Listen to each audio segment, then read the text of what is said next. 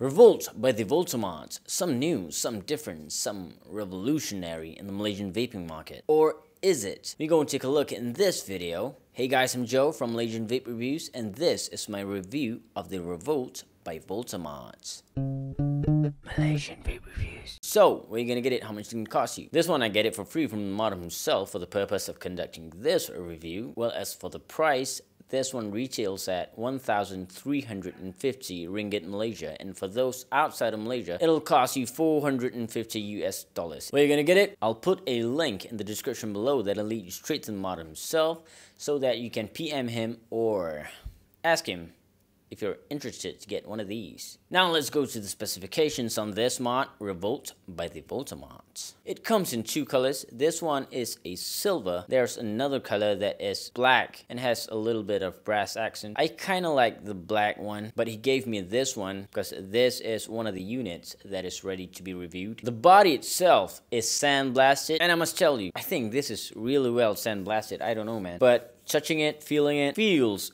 really solid in the hands, and it is not as slippery as something like the Flask. The button on this one, the button is quite large. Yeah, it is a custom made button, and I can put my whole thumb on it, and whenever I press it to the side, it'll still fire.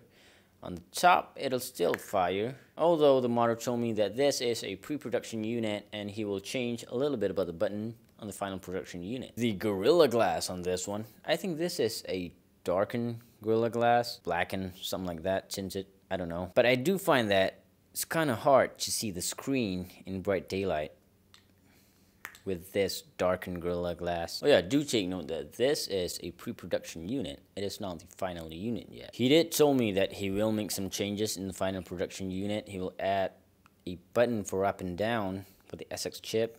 This one you have to tilt it, although it's not hard, but if you're in a hurry, want to change it in a hurry, it's going to take you a while. So adding the buttons, great choice. Of course, this one features the SX350 chip from Yeehee or Yeehai, or either, I don't even know. And this one runs on single 18650 battery. On the back, you'll find this 1 amp USB charging port that'll charge your battery real fast. And what's holding the battery cover? There is 4 magnets, mini magnets, and holds your battery cover.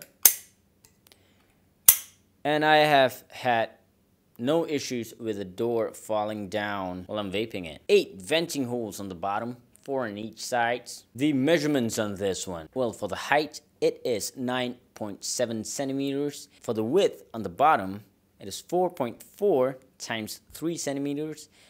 And then the width on top of the device, it is 4.9 times 3 centimeters. And on the top, you'll find a 23 mil Fat Daddy 510 connection with a spring-loaded 510 pin, so you don't have to adjust every time you take your atomizer off it. Performance on this one, it performs exactly like any other SX350 chip. I have no issues on that one, and I must say the battery management on this one is quite good.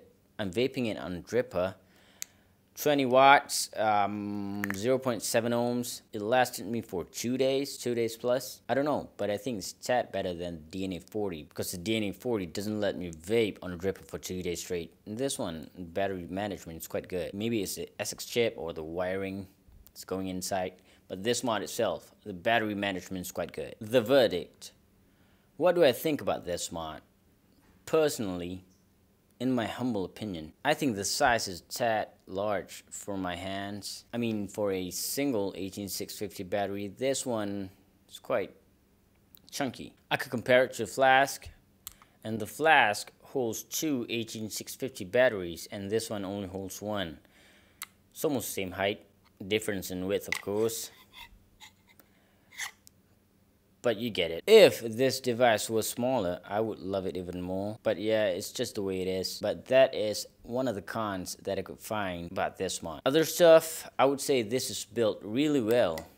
It is aluminum. I'm sorry, I didn't mention that in the specifications. The sandblasted finish on this one and on the logo is really damn nice. And the design coming from a Malaysian modder, I would say kudos to the modder because he has created something that is very different from the Malaysian modding scene. Changing the batteries is a simple task. It doesn't have any screws in the back and stuff like the hand mod or something like that. All in all, I really do like this mod.